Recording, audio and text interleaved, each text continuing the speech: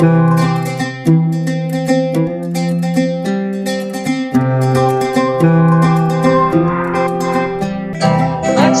से अब तक मेरी माटी ने दुलारा, आज मुझको है मेरे देश ने पुकारा। चल पड़े हैं हम सबके कदम, देश का भाग्य बदलने निकल पड़े हम। बनेगा देश महान जब वोट करेंगे हम। मुझको है मेरे देश ने पुकारा, अब चल पड़े हैं हम सबके कदम। बदलने भाग्य देश का निकल पड़े हैं हम पहली बार वोट देने वाले हैं। मेरा पहला वोट देश के लिए। मेरा पहला वोट देश के लिए। नमस्कार, आवाज देश की में आपका स्वागत है। मैं हूं प्रतिबिंब शर्मा। आवाज देश की में आज हम फर्स्ट टाइम वोटर्स को केंद्र में रखकर बात करेंगे लोकतंत्र के पर्व मतदान की।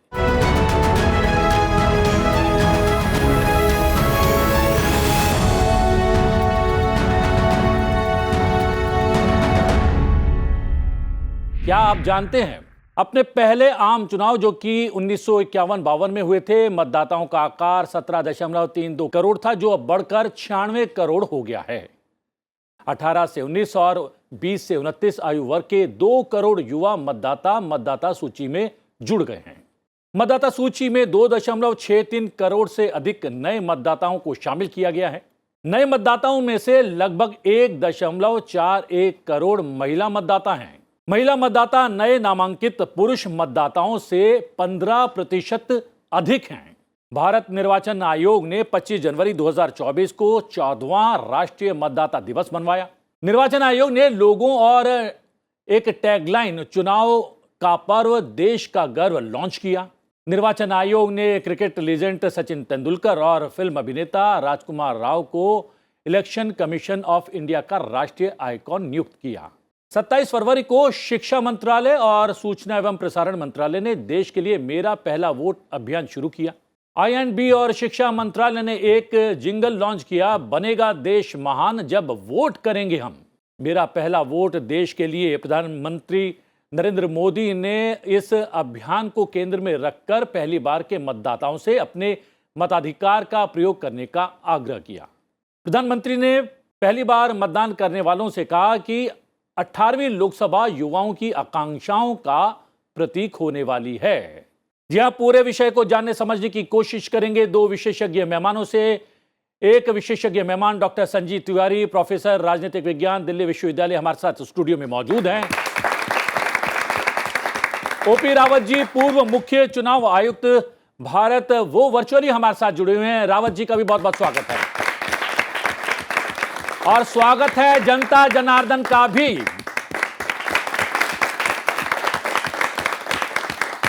संजीव जी, हम देखते हैं कि हमेशा प्रधानमंत्री का जोर युवाओं पर रहता है और वो कहीं ना कहीं वो देखते हैं युवाओं को केंद्र में रखकर भारत को विकसित राष्ट्र बनाने को लेकर भी जो उन्होंने एक टारगेट दिया है राष्ट्र को, वो युवाओं के आधार पर दिया है। अब मतदान की प्रक्रिया में ज़्यादा से ज़्यादा युवाओं की भागीदारी हो, इसका कितना महत्व है, कितना महत्वपूर्ण है ये? मुझे लग रहा है कि युवाओं की संख्या जो इस पर बढ़ी है वह 18 से 19 वर्ष की आयु के 1,85,00,000 युवा नए मतदाता सूची में डाले गए हैं, आए हैं, जो पहली बार वोट करेंगे किसी भी चुनाव में। जो 2019 का चुनाव था उसमें 1,50,00,000 युवा जो थे वो नए थे, जिन्होंने पहली बार वोट किया था। और 2019 के चुनाव में जितने भी चुनाव अभी तक हुए हैं, ये 18वां चुनाव होने जा रहा है, 17 जो अलग अलग चुनाव हुए हैं, उन चुनावों में मुझे लग रहा है कि 67.11% मतदाता, जो सबसे ज़्यादा मतदान हुआ है 2019 के चुनाव में हुआ था। और इस बार उसका भी रिकॉर्ड टूटेगा, और यह इसलिए टूटेगा कि देश के युवा सजग हो गए। यह जो काल है यह अमृत काल है, और इस अमृत काल में एक विकसित भारत का सपना माननीय प्रधानमंत्री नरेंद्र मोदी जी ने देखा है। और यह विकसित भारत कैसा होगा? यह एक एस्पिरेशनल इंडिया होगा, एक ऐसा इंडिया होगा, एक ऐसा भारत होगा जो युवाओं का भारत होगा, जो युवाओं के द्वारा बनाया जाएगा और आने वाले दिन में यही युवा उस देश को बनाएंगे। इसीलिए इन युवाओं का मतदान बहुत ज़्यादा है और बार बार प्रधानमंत्री जी युवाओं के ऊपर बल देते हैं, क्योंकि भारत युवाओं का देश है। और आज के दिन में अगर डेमोग्राफिक डिविडेंड किसी को है कि सबसे बड़ा युवा देश कौन है, सबसे ज़्यादा युवा कहाँ पे है, तो वह सिर्फ और सिर्फ भारत है। इसलिए पूरा विश्व भारत की तरफ देख रहा है। वह युद्ध का समय हो, तकनीकी का समय हो, शिक्षा का समय हो, या वह नए बाजार का समय हो, अवसर का समय हो, यह भारत का देश है जिसके युवा बड़ी संख्या में है। इसीलिए प्रधानमंत्री जी युवाओं के ऊपर अधिक बल दे रहे हैं। जी रावत जी लगातार हमारे साथ जुड़े हैं। रावत जी, चुनाव आयोग और मुख्य चुनाव आयुक्त जितने भी अभी हुए हैं उनका श्रम लगातार सामने आ रहा है। जिस तरीके से 17.3 करोड़ से बढ़कर मतदाताओं की संख्या 96 करोड़ से ज़्यादा हो गई है, क्या कुछ श्रम करना पड़ता है, क्या कुछ इनपुट देना पड़ता है मुख्य चुनाव आयुक्त को और चुनाव आयोग को? चुनाव आयोग का सतत प्रयास ये रहता है कि किसी भी मतदाता को जो भी मतदान के लायक हो जाए वो छूटे ना मतदाता सूची में रजिस्ट्रेशन से। इसके लिए वो एक प्रोग्राम चलाते हैं, systematic voter education and electoral participation SVEEP. उसके जरिए कॉलेज स्कूल तक पहुंचते हैं, इलेक्टोरल लिटरेसी क्लब बनाते हैं और बच्चों को बताते हैं कि आप जैसे ही 17-18 साल के नजदीक आए, आपका दायित्व है कि आप अपना नाम मतदाता सूची में दर्ज कराएं। तो वहां से प्रयास शुरू होते हैं और अवेयरनेस रेजिंग और तरह तरह के प्रयास करते हैं। उससे सारे मतदाता सूची में जोड़ते हैं और यही कारण है कि हम 17.3 करोड़ से आज 96 करोड़ से ऊपर हो गए हैं। जी हाँ, बहुत सारे युवा भी हमारे साथ मौजूद हैं रावत जी, और उनसे भी जानकारी लेने की कोशिश करेंगे कि मेरा पहला वोट देश के नाम ये अभियान शुरू हुआ है, लेकिन आज का युवा जो मतदान करने वाला है या फिर पहली बार मतदान करने वाला है, उसके लिए ये अभियान कितना महत्वपूर्ण है, या फिर वो अपने मतदान को किस रूप में देखता है? क्या नाम है आपको, जल्दी से बताएं। सर, मेरा नाम आदर्श सिंह है। मैं ये पूछना चाहता हूँ कि सर भारत का युवा किस आधार पर वोट करे, क्योंकि सर हमारा अधिकतम समय तो पढ़ाई में चला जाता है और जिससे हम इस पर भरोसा कर सकते हैं, अर्थात लोकतंत्र का चतुर्थ स्तंभ मीडिया, उस पर कहीं ना कहीं सर स्वार्थ और डर का प्रभाव दिखाई देता है। भारत के जो सबसे बेहतर न्यूज़ चैनल हैं, जी न्यूज़ जिनकी टीआरपी बहुत अच्छी है, रिपब्लिक भारत, आज तक, इनको छोड़कर भारत का युवा सनसेट टीवी जैसे साप्ताहिक एपिसोड पर निर्भर है या फिर विदेशी मीडिया को महत्व दे रहा है। तो ऐसे में हम किस आधार पर भारत के इलेक्शन में किसी को आज के दिन में जो युवा हैं उनके हाथ में एक फ़ोन है, आपके पास भी होगा। और आज के दिन में जो सबसे सशक्त मीडिया है वह है सोशल मीडिया है। वह किसी मीडिया हाउस के ऊपर निर्भर नहीं है और किसी के डर और भय में नहीं जिंदा रहता है। भारत ही एकमात्र ऐसा लोकतंत्र है जहां लोगों को न सिर्फ अपने प्रधानमंत्री को की आलोचना करने का अधिकार है, बल्कि अपना आत्मचिंतन करने का भी अधिकार है, और लगातार युवा कर रहे हैं। मुझे लग रहा है कि आज के युवा यह देख रहे हैं कि भारत कहाँ प्रगति कर रहा है, कहाँ आगे बढ़ रहा है, और यह उनका एस्पिरेशन है, उनकी महत्वाकांक्षा है कि किस तरह से वह उन्नति करें, किस तरह से आगे बढ़ें। सिर्फ criticism for the sake of criticism करना आवश्यक नहीं है, आत्मचिंतन और आत्ममंथन करने की भी आवश्यकता है। कौन कहता है कि मीडिया पर इस तरह की बात नहीं चलती, कि सरकार विरोधी बातें नहीं चलती, या सरकार का मूल्यांकन नहीं होता, या दूसरे खबरों को नहीं दिखाया जाता? तमाम मीडिया हाउसेज में दिखाया जाता है। अगर उसके बाद भी नहीं दिखाया जाता तो आपके पास यूट्यूब चैनल है, आपके पास इंस्टाग्राम है, आपके पास फेसबुक है, बहुत सारे मीडिया। और ये इस वक्त का 80 के दशक का या 90 के दशक का ये चुनाव नहीं है। अब जैसा आपने कहा कि बहुत सारे प्लेटफॉर्म हैं जिनसे आपको जानकारी मिल सकती है, बहुत सारे प्लेटफॉर्म हैं जहां आप अपनी जानकारी साझा कर सकते हैं। और कोई सवाल? नमस्कार सर, मेरा प्रश्न यह है कि आदिवासी क्षेत्र में चुनाव आयोग के लिए चुनाव कराना एक चुनौती का सबक रहा है। तो जो चुनाव आयोग है वो आदिवासी क्षेत्र के जो फर्स्ट टाइम वोटर हैं उन्हें और वहाँ के लोगों को कैसे जोड़ने का कार्य कर रही है? पहले तो ताली हो जाए। रावत जी, एक बड़ा वैलिड प्रश्न पूछा गया है यहाँ से। हम लोग शहरों तक कई बार होता है कि विषय उठाते हैं और शहरों तक सीमित कर देते हैं उस विषय को, लेकिन मतदान और मतदान की प्रक्रिया शहरों तक सीमित नहीं है, पूरे देश को उस के अंतर्गत लाया जाता है और लाए जाने के लिए क्या कुछ किया जाना चाहिए, आदिवासियों को जोड़ने का क्या प्रयास किया जा रहा है और आदिवासी युवाओं को चुनावी प्रक्रिया से जोड़ने के लिए क्या कुछ होना चाहिए? इनफैक्ट ये बहुत ही अच्छा सवाल उन्होंने किया है और आपने भी इसको अच्छी तरह से एलेबोरेट किया है। मैं आपको बताना चाहूँगा कि इलेक्शन कमीशन का जो स्वीप प्रोग्राम है वो आदिवासी क्षेत्रों में और भी ज़्यादा सघनता से चलाया जाता है। वहाँ की लोकल डायलेक्ट में जो बोलियाँ वहाँ बोली जाती हैं उनमें इस अभियान को चलाया जाता है ताकि जो आदिवासी भाई बंधु हैं वो सब आसानी से समझ सकें कि क्या करना है, कैसे करना है।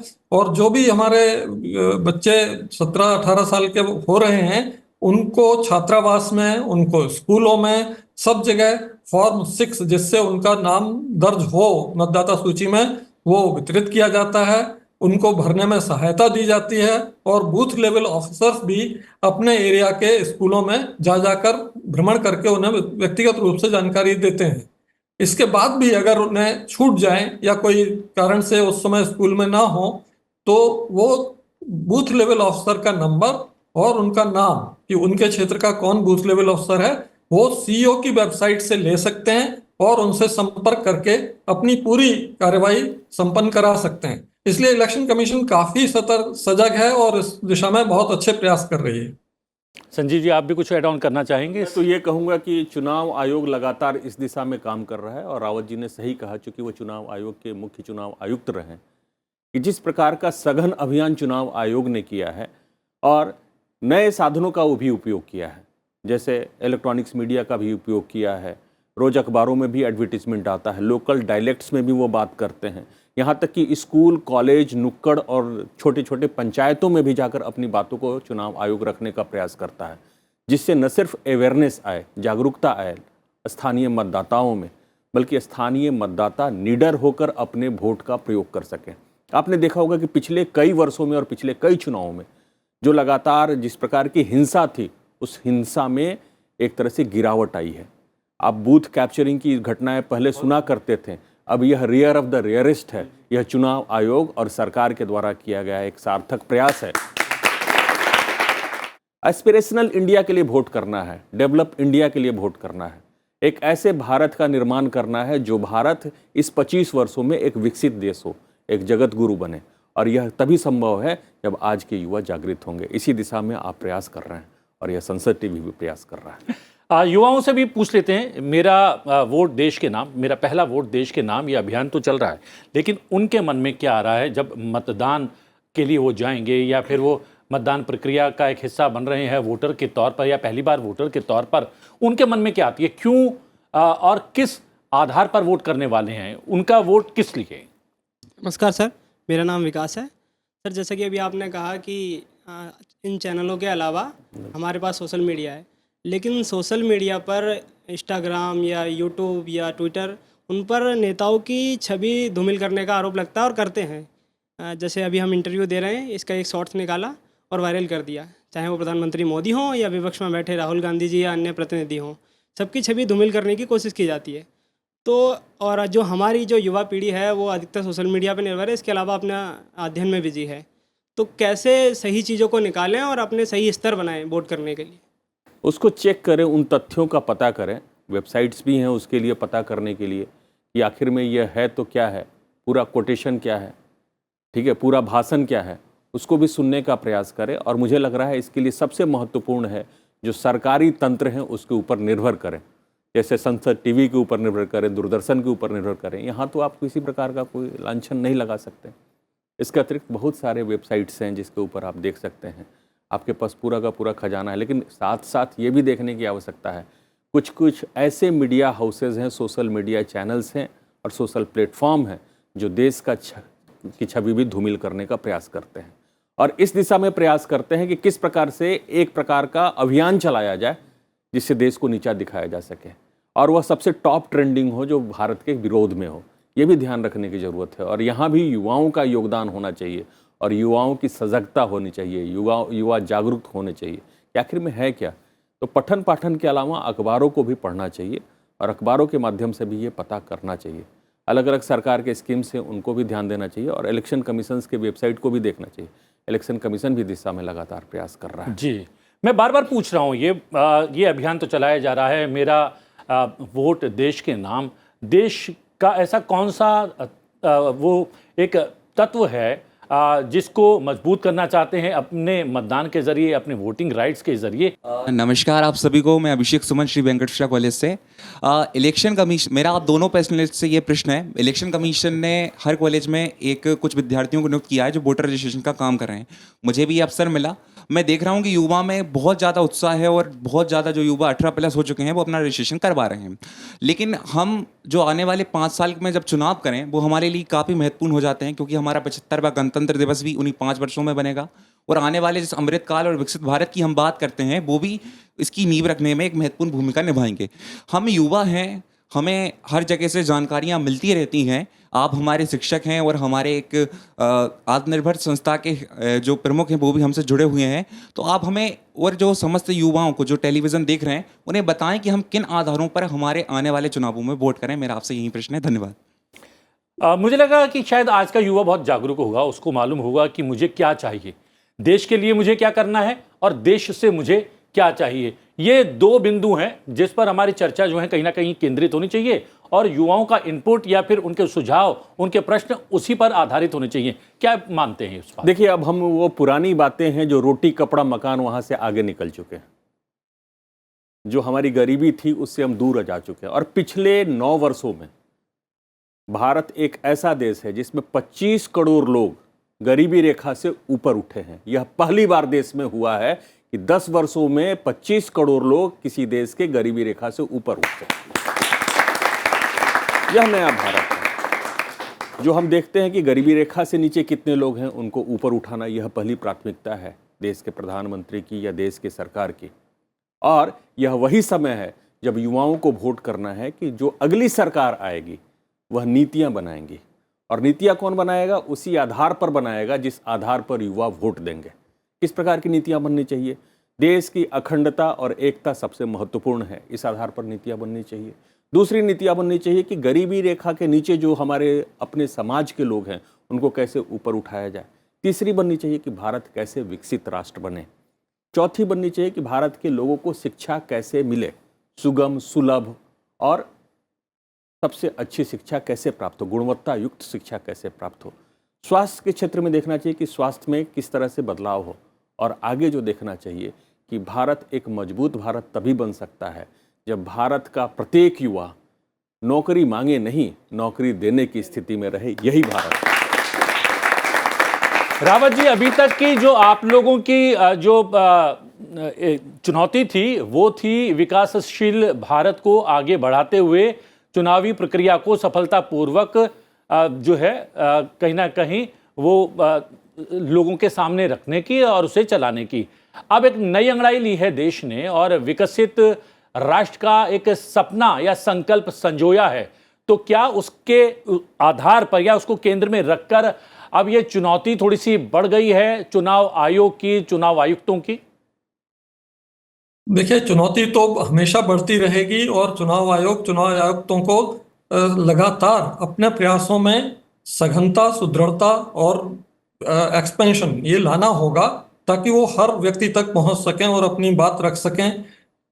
मैं पिछले प्रश्न के उत्तर में भी कुछ बताना चाहूँगा कि युवाओं को अपने आसपास देखना चाहिए कि क्या उनके मीडिया से मिले हुए संदेशों के अनुसार लोगों में बदलाव है, लोगों को सुविधाएं मिल रही हैं, रोजगार मिल रहा है, महंगाई तो नहीं बढ़ रही है। ये सब चीज़ें उन्हें आसपास बहुत अच्छी तरह से दिखेंगी और ये डिप स्टिक जो असेसमेंट है ये उन्हें बताएगा कि कौन से सोर्सेज जो हैं जिनको विश्वास करना ठीक नहीं है। और इन सब चीज़ों को वो आसानी से अपने रोजमर्रा की ज़िंदगी में पता कर सकते हैं और उसके आधार पर वोट कर सकते हैं। उसके लिए अलग से कोई संपर्क करने की ज़रूरत नहीं होगी। नमस्कार सर, मेरा नाम सुजान सिंह यादव है। मैं दिल्ली विश्वविद्यालय के श्री वेंकटेश्वरा कॉलेज से आता हूँ। मेरा बहुत साधारण सा प्रश्न है कि आज का जो युवा है जो 18 साल पास कर रहा है वो लोकतंत्र को मध्य में रखकर या क्षेत्रीय राजनीति को मध्य में रखकर वोट करे? निश्चित रूप से लोकतंत्र ज़्यादा महत्वपूर्ण है। क्षेत्रीयता से उठकर लोकतंत्र की रक्षा करना, चूँकि ये राष्ट्रीय चुनाव होने वाला है और 2024 का चुनाव अपने आप में एक बहुत ही निर्णायक चुनाव है। इसलिए निर्णायक है कि पिछले 10 वर्षों में इंडियन जो भारतीय अर्थव्यवस्था जो थी विश्व अर्थव्यवस्था में फ्रेजाइल 5 नाजुक 5 की अर्थव्यवस्था के अंतर आती थी, कमजोर अर्थव्यवस्था थी, ऐसा कहा जाता था। लेकिन आज के दिन में भारत विश्व की 5वीं सबसे बड़ी अर्थव्यवस्था है। और आने वाला जो 5 वर्ष है, मैं कहूँगा 3 वर्ष है, इसमें अगर भारत इसी गति से चलता रहा, जिस गति से भारत, जितनी बड़ी अर्थव्यवस्थाएं हैं उन बड़ी अर्थव्यवस्थाओं में भारत का विकास दर सबसे ज़्यादा है। यह कल का मूडी का रिपोर्ट है।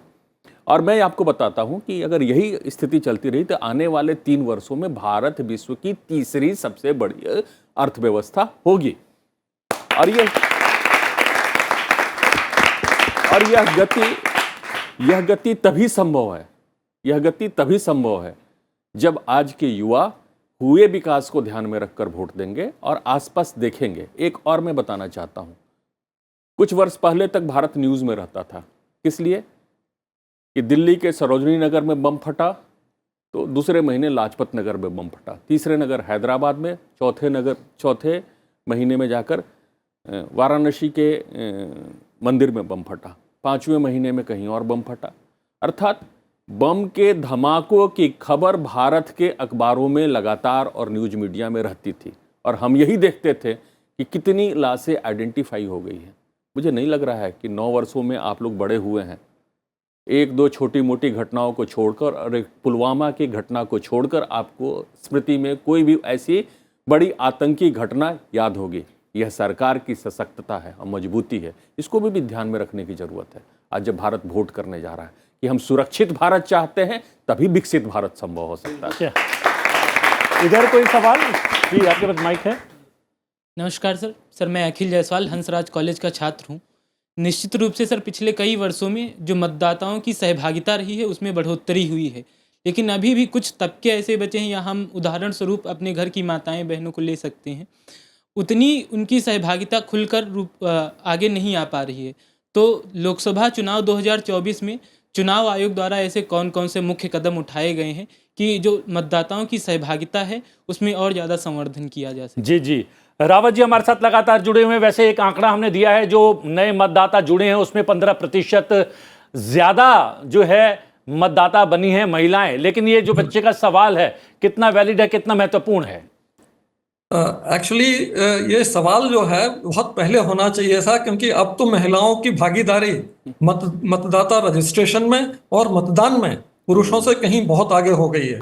काफ़ी तेजी से इसमें बदलाव आया है और महिलाओं की भागीदारी जो है गरीब इलाकों में, आदिवासी इलाकों में, वहाँ तक खूब बढ़ी है। और चुनाव आयोग इस दिशा में अभी भी सतत प्रयास कर रहा है। स्वीप प्रोग्राम्स के जरिए जो महिलाएं हैं उनकी रैली निकलती है, कीर्तन होते हैं, गाने गाते हुए वो लोग एक दूसरे को वोट की महत्ता बताते हैं। ये सब चीज़ें कराई जाती हैं और कई ऐसी चीज़ें भी की जाती हैं जो महिला विशेष ग्रुप के लिए ही होती हैं।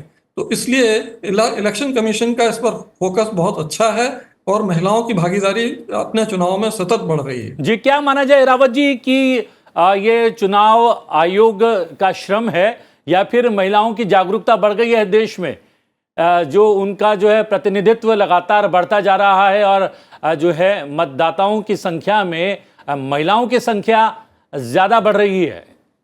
पूरा क्रेडिट वोटर को है, मतदाता को है कि वो बढ़ चढ़ कर आगे आ रहा है। चुनाव आयोग सिर्फ एक कैटलिस्ट का काम करता है कि जहां जानकारी पहुंचानी है वहां जानकारी पहुंचा दें, वहां लोगों को समझा दें और वहां सुविधाएं कैसे उठाएं, कैसे रजिस्ट्रेशन कराएं, कैसे वोट करें, उस सब के बारे में उन्हें अवेयरनेस हो जाए। तो चुनाव आयोग सिर्फ कैटलिस्ट का काम करता है, असली क्रेडिट तो वोटर का है। ये भी एक सवाल है संजीव जी कि क्या जो है मतदान की प्रक्रिया में आप भागीदारी निभाते हैं वोटर के तौर पर, ये कौतूहल का विषय है या फिर आपकी जिम्मेदारी बढ़ जाती है? कुछ युवाओं से ये भी जानने की कोशिश करते हैं कि क्या वोटर के तौर पर अपनी जिम्मेदारी का निर्वाह करना चाहते हैं या फिर कुछ और वजह है वोट की प्रक्रिया में हिस्सेदारी की?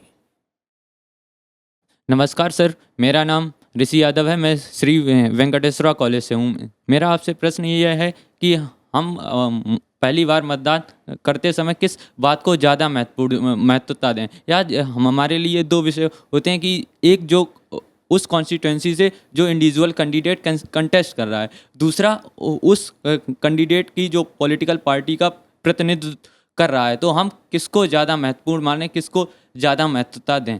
देखिए, दोनों को ध्यान में रखना पड़ता है। कैंडिडेट को भी ध्यान में रखना पड़ता है और पॉलिटिकल पार्टी की क्या मैनिफेस्टो है उसको भी ध्यान में रखना पड़ता है। अगर वह पॉलिटिकल पार्टी विजयी होती है और उस चुनाव घोषणा पत्र को लागू करती है तो स्वाभाविक है। अन्यथा कि अगर कोई इंडिपेंडेंट कोई व्यक्ति जीत के आते हैं तो स्थानीय कार्यों को, आपके व्यक्तिगत कार्यों को तो कर सकते हैं, परंतु जहाँ तक नीतिगत परिवर्तन का सवाल है और नीतियों को बनाने का सवाल है, उसकी गारंटी वो नहीं ले सकते।